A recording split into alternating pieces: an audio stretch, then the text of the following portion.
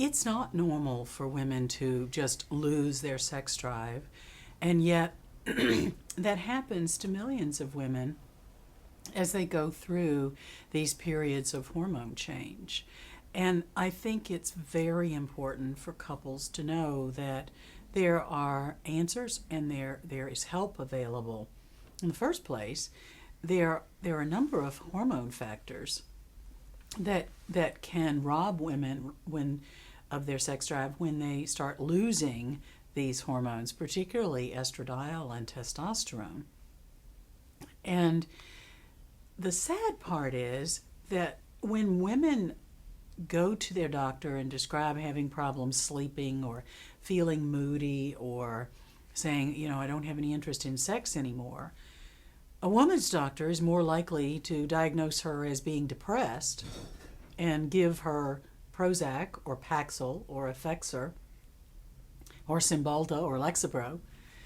And all of those drugs suppress sex drive even more. And the doctors never check women's hormone levels to see what might be contributing to the loss of sex drive or the sleep problem or the moodiness. And yet at midlife, and that can be anywhere from 35 up, the ovary hormones start declining. And when estradiol is lost, women start having more vaginal dryness and sex becomes painful. They don't have their normal arousal. They don't have their normal interest in sex. And in fact, many of my patients actually say, I just feel like I don't even want to be touched anymore. And when you look at what their hormone levels are showing, it's no wonder, because both estradiol and testosterone for women are critically needed to activate the brain pathways involved in sexual arousal, sexual desire. They are necessary for normal lubrication. And women also, when the hormone levels are low, they start having a harder time having orgasm, and their orgasms are not as the same quality that they used to be. So sex becomes work. It becomes something that isn't pleasurable any longer. And I think that you combine those physical changes with the hormone effects, with the fact that midlife is often a time of a lot of stress in people's lives, and women are also often having fragmented sleep.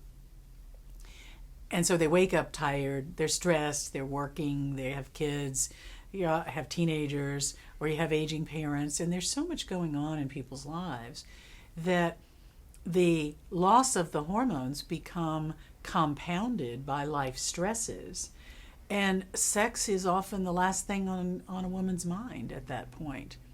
And yet, what's interesting, and a lot of couples don't realize this, but for men, being tense and anxious and stressed actually can intensify sexual desire.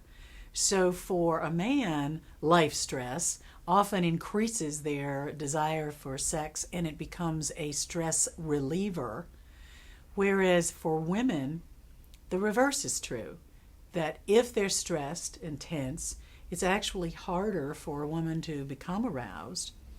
And women need to be physically relaxed in order to become aroused, and when they're in the midst of all the stress and the pressure and they don't have good hormone balance, then they're not able to become aroused. I often tell patients that it's like trying to light a campfire with wet matches and wet wood. It just doesn't work.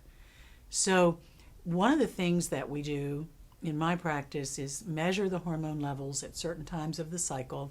I'm always looking at estradiol, I'm looking at testosterone and progesterone, some of the major ovarian hormones, look at thyroid hormones and other important hormones.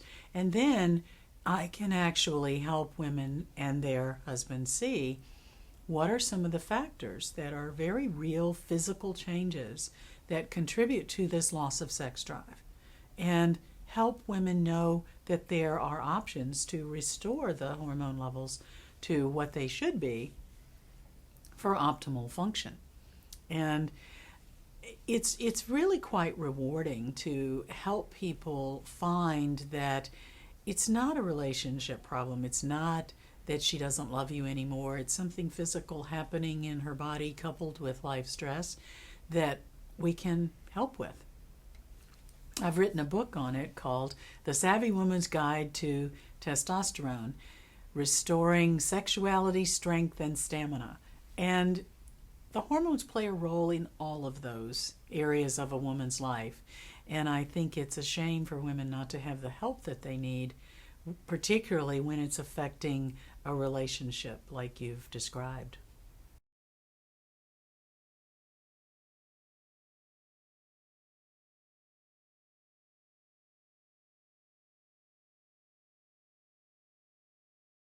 If you express it in much that way, you know, I've come across some information that I think might really help explain some of what you've been experiencing.